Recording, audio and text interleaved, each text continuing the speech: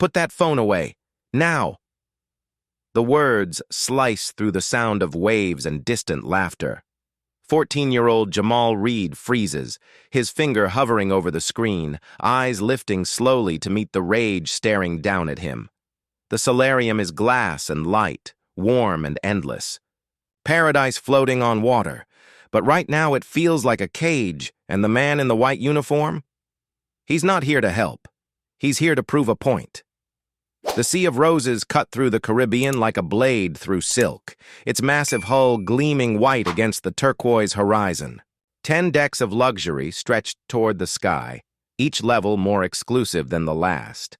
At the very top, tucked beneath a glass canopy that magnified the afternoon sun, was the solarium, a sanctuary reserved for premium guests, a place where silence was golden and interruptions were unforgivable. Jamal Reed sat cross-legged on a cushioned lounge chair near the edge of the pool, his phone angled just right to catch the light. He was editing a video he'd shot earlier that morning, trimming clips of dolphins racing alongside the ship. His headphones rested around his neck, music low enough not to bother anyone. He wasn't loud, he wasn't disruptive. He was just a kid doing what kids do, lost in the glow of a screen and the rhythm of creativity. But to Derek Pullman, the 46-year-old crew supervisor pacing the solarium with his clipboard tucked under one arm, Jamal was a problem. Derek had worked on the Sea of Roses for nearly 12 years, long enough to believe he owned every inch of the ship. He knew the routines, the rules, the unspoken codes that separated the people who belonged from the people who didn't.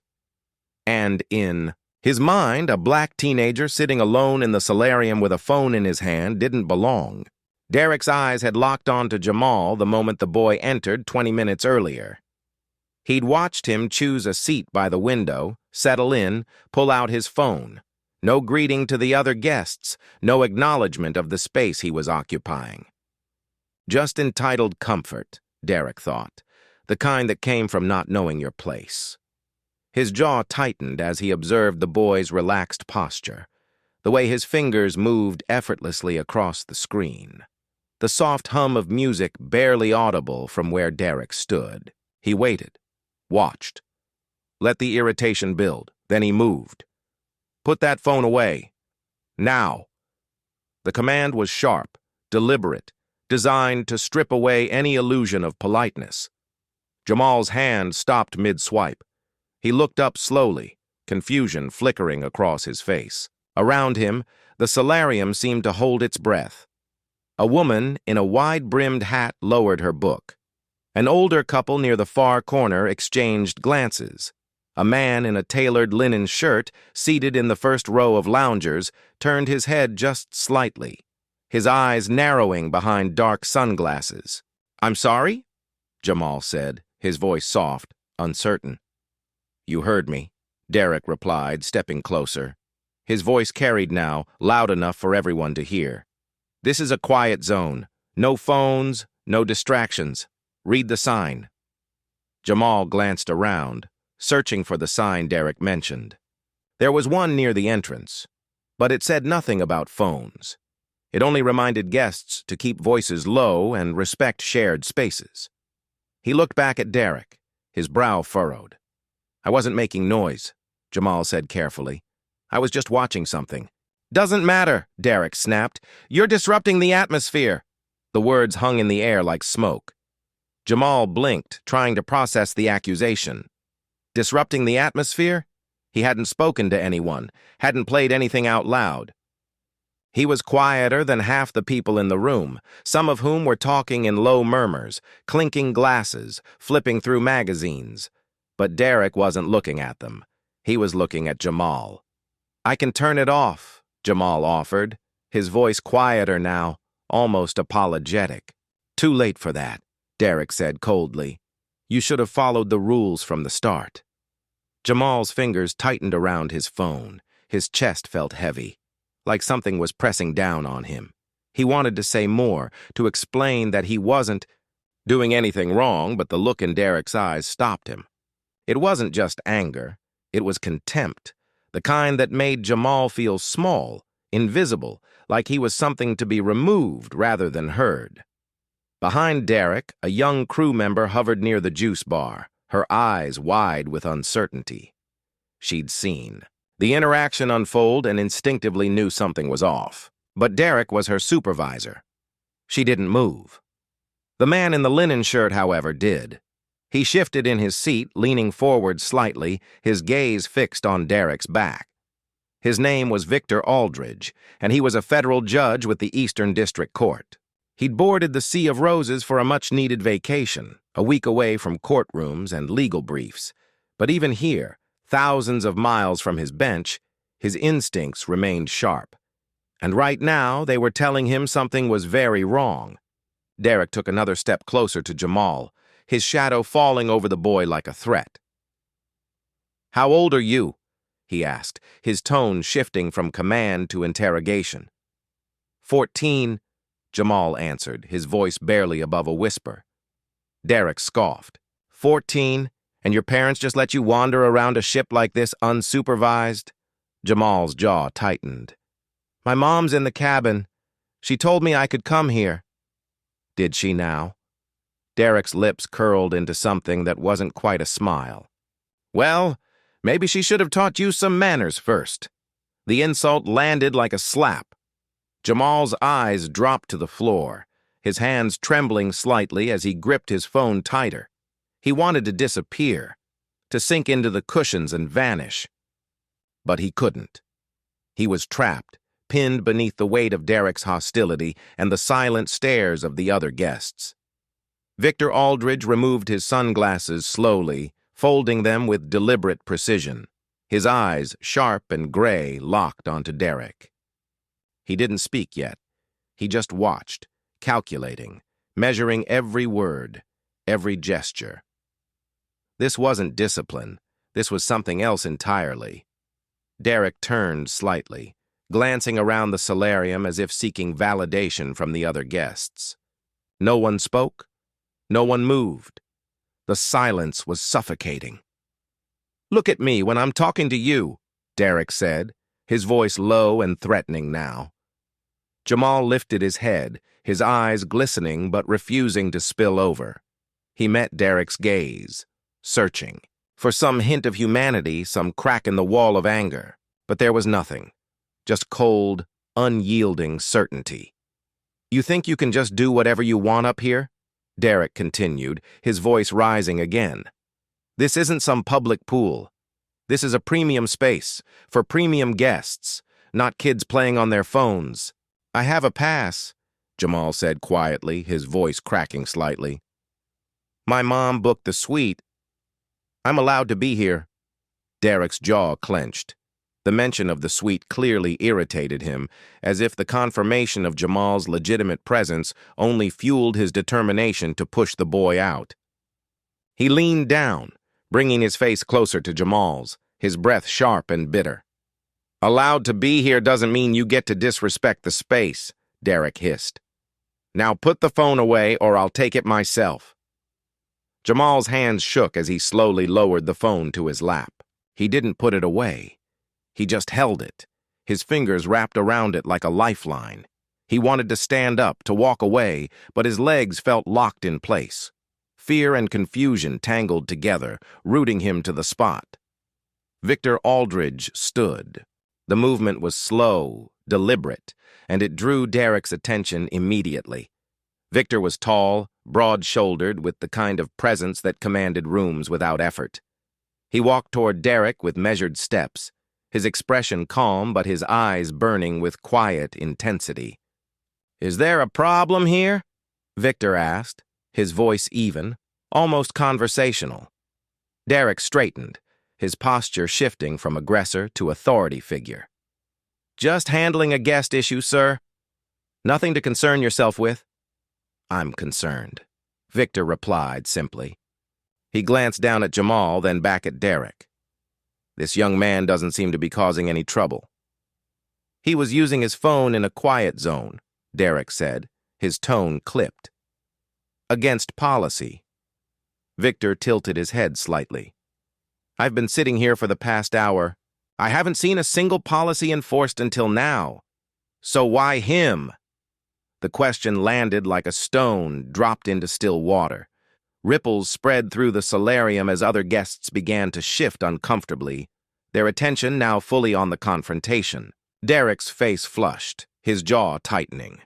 I enforce policy as I see fit, Derek said defensively. That's my job. Your job, Victor repeated slowly. Or your preference? Derek's eyes narrowed.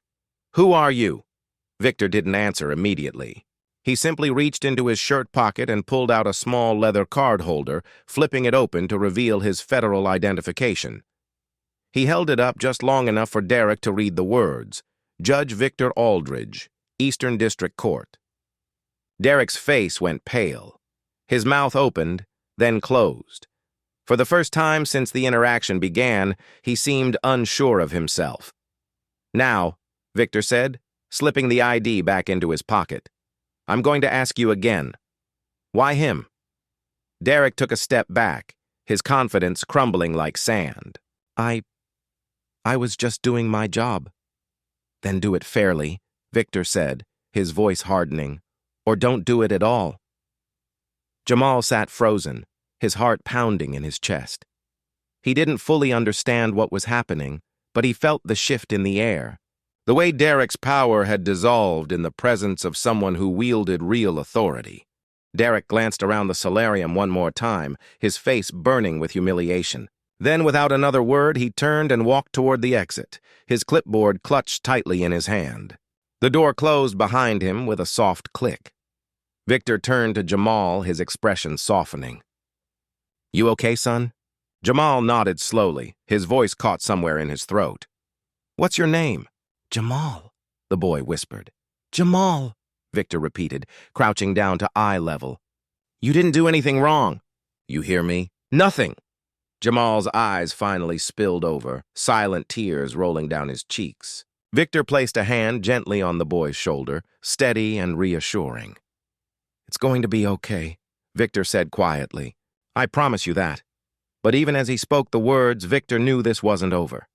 Derek Pullman had just revealed something far darker than a bad day or a misunderstanding.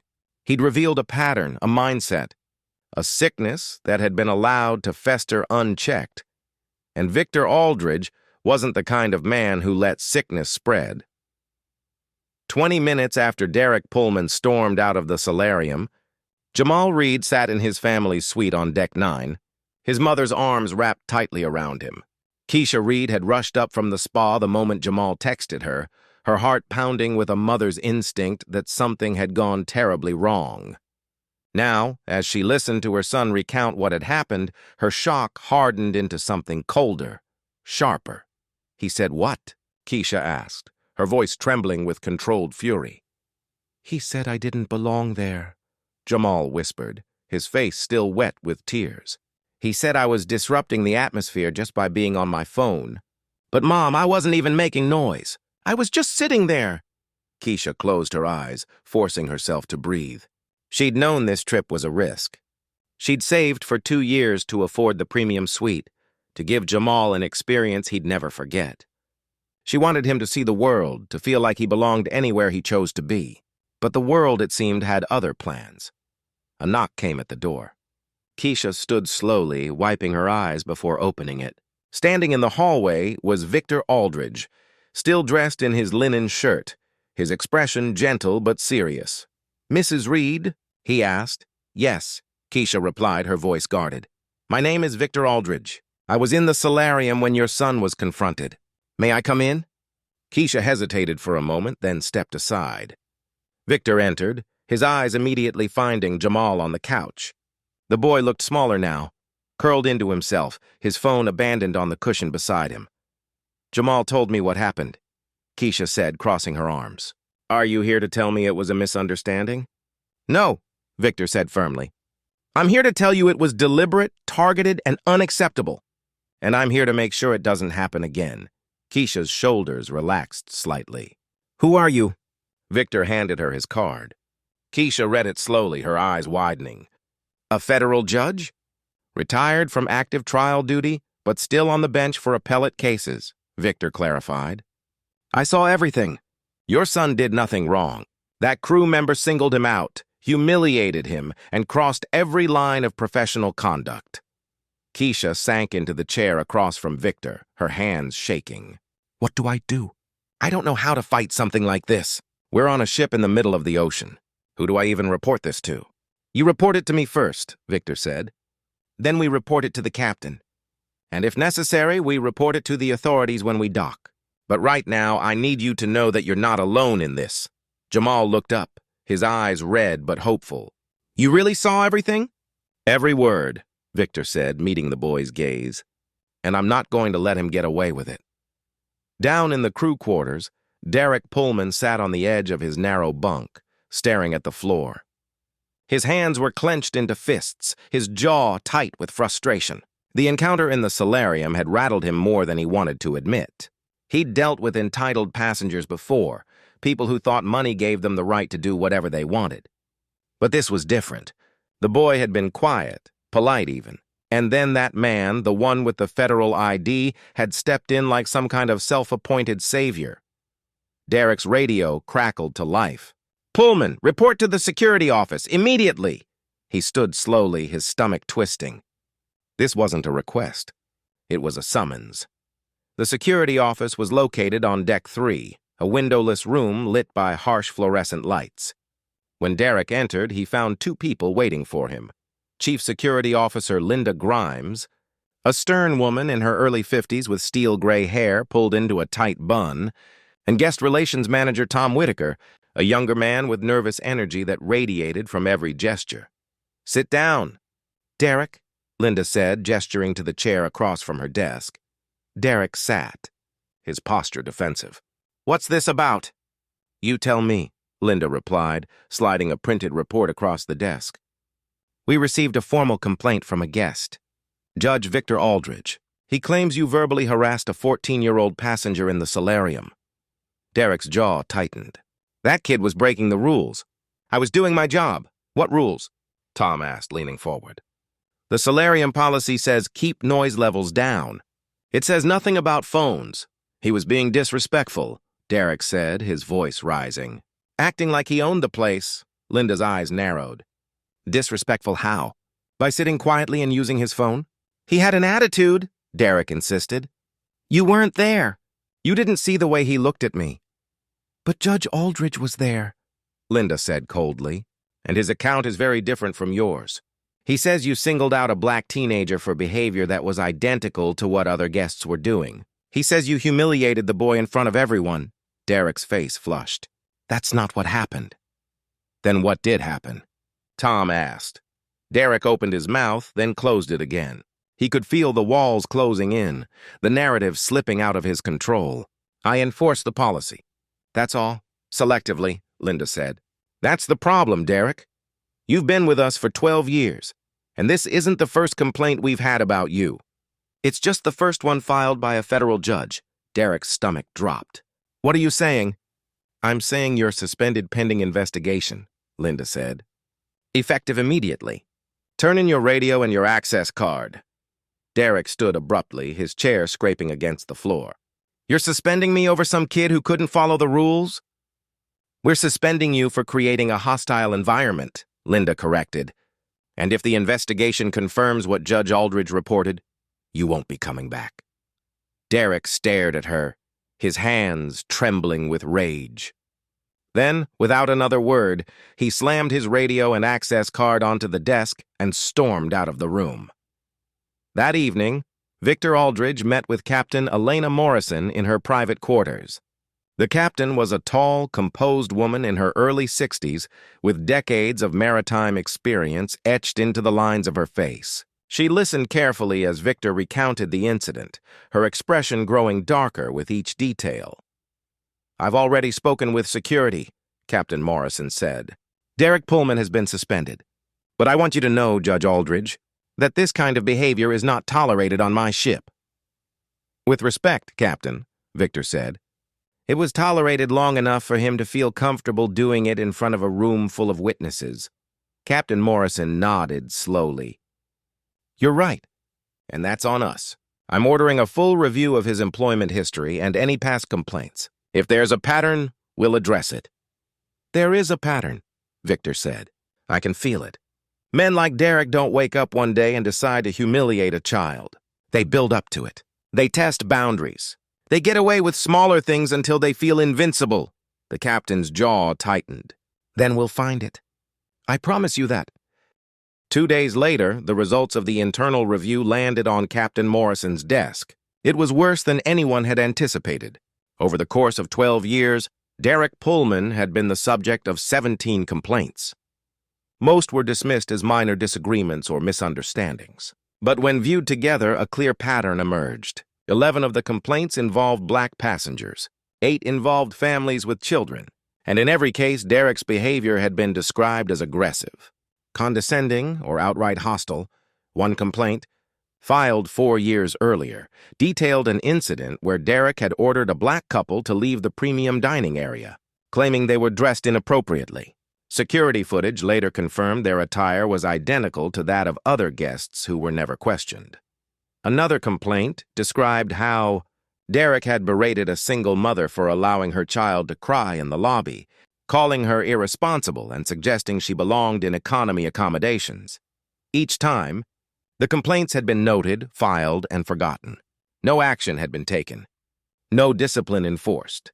Captain Morrison sat in silence, staring at the stack of papers. Then she picked up her phone and made 2 calls. The first was to corporate headquarters. The second was to Judge Victor Aldridge. "We found it," she said when Victor answered. "The pattern, and it's worse than I thought." Victor's voice was calm but firm. "Then it's time to do what should have been done years ago." In the Reed family suite, Keisha held Jamal close as he finally slept, his breathing steady and peaceful for the first time in days. She stroked his hair gently, whispering a silent promise. No one would ever make her son feel small again, not if she had anything to say about it. And somewhere deep in the ship's crew quarters, Derek Pullman sat alone in his bunk, staring at the termination notice that had been slid under his door. His 12-year career was over, his reputation destroyed. And for what? For doing what he'd always done. For enforcing standards. For keeping order. He crumpled the paper in his fist. His face twisted with bitterness. But the truth he would never admit, was that he hadn't been enforcing standards. He'd been enforcing hate. What city are you watching from? Drop a comment and let us know where you stand against injustice. The Sea of Roses docked in Miami 3 days later, its gleaming white hull reflecting the morning sun as passengers prepared to disembark. For most, the cruise had been everything promised: luxury, relaxation, escape. But for Jamal Reed, his mother Keisha, and Judge Victor Aldridge, the journey had become something else entirely. It had become a reckoning. In the captain's conference room, a final meeting was convened before the ship emptied. Captain Elena Morrison sat at the head of the table, flanked by her chief legal officer and the vice president of guest relations, who had flown in from corporate headquarters overnight. Across from them sat Victor Aldridge, Keisha Reed, and a maritime attorney named Douglas Chen, whom Victor had contacted during the voyage. The atmosphere was heavy, formal, and charged with the weight of decisions that would reshape lives. Captain Morrison cleared her throat and began. "Mrs. Reed, on behalf of Oceanic Voyages and the crew of the Sea of Roses, I want to offer you and your son a formal apology. What happened to Jamal was unacceptable, and it never should have occurred." Keisha nodded slowly, her expression guarded. She'd heard corporate apologies before. Words were easy. Action was what mattered. "We've completed a full internal investigation," the captain continued, sliding a bound report across the table. "Derek Pullman was terminated immediately. His employment file has been flagged, and we've notified industry partners to ensure he will not be hired by any affiliated cruise line." Victor leaned forward slightly. "What about the complaints that were ignored for over a decade? The pattern of racial targeting that your system allowed to continue unchecked?" The vice president, a polished man in his 50s named Gerald Moss, shifted uncomfortably. "We acknowledge serious failures in our oversight and complaint resolution process. Changes are already being implemented. Mandatory bias training for all crew members. A new independent review board for guest complaints. and direct reporting channels that bypass supervisors to prevent retaliation or suppression. That's a start, Douglas Chen said, his tone measured but firm. But it doesn't address the harm done to this family. Jamal was humiliated, traumatized, and made to feel unsafe in a space his family paid thousands of dollars to access. Words and policy changes don't undo that, Gerald nodded. We're prepared to offer full restitution. A complete refund of the cruise fare, compensation for emotional distress, and coverage of any counseling or therapeutic services Jamal may need. Keisha glanced at her son, who sat quietly beside her, his eyes distant. He hadn't said much since the incident, retreating into himself in a way that broke her heart. Money wouldn't fix that, but accountability might. I want Derek Pullman prosecuted, Keisha said, her voice steady but edged with steel. Not just fired, prosecuted. What he did to my son was assault, verbal assault, and it was motivated by racism. That's a hate crime. Captain Morrison exchanged a glance with her legal officer, who spoke for the first time. We've prepared a full dossier of evidence, including witness statements, security footage, and Derek's employment history. It's being turned over to the Miami-Dade District Attorney's Office as we speak. Judge Aldridge has also agreed to provide testimony. Victor nodded. I will personally ensure this case is taken seriously. Derek Pullman will answer for what he did, not just in a boardroom, but in a courtroom. Keisha's eyes filled with tears, but she didn't let them fall. Thank you, she whispered. Jamal looked up at Victor, his voice small and hesitant. Why did you help us? You didn't have to. Victor met the boy's gaze, his expression softening. Because no child should ever be made to feel the way you were made to feel. And because silence is complicity. If I had walked away, I would have been just as guilty as the people who ignored the complaints for 12 years. Jamal nodded slowly, and for the first time since the incident, a faint spark of something like hope flickered in his eyes. 2 months later, Derek Pullman sat in a Miami courtroom, his lawyer beside him as the charges were read aloud. Harassment of a minor, violation of civil rights statutes, creating a hostile environment based on race. Each charge landed like a hammer blow, and with each one, Derek's face grew paler. The prosecution presented the evidence methodically. Security footage from the solarium, testimony from Victor Aldridge, who described in precise, devastating detail what he had witnessed, statements from other passengers who had been present, and finally, the internal report documenting Derek's 12-year history of complaints. Derek's defense attorney tried to argue that his client had been enforcing policy, that there was no intent to discriminate. But the evidence was overwhelming, the pattern undeniable. When it came time for Keisha to testify, she spoke directly to the jury, her voice clear and unwavering. My son is 14 years old. He's kind, respectful, and curious about the world. I saved for 2 years to give him an experience he would remember forever. And he'll remember it all right. He'll remember being told he didn't belong. He'll remember being humiliated in front of strangers. He'll remember the look in that man's eyes, the look that said he was less than human.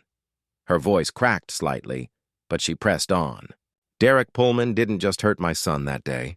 He hurt every black child who's been made to feel invisible, unwelcome, or afraid. And if we don't hold him accountable, we're telling those children that their pain doesn't matter. The courtroom was silent.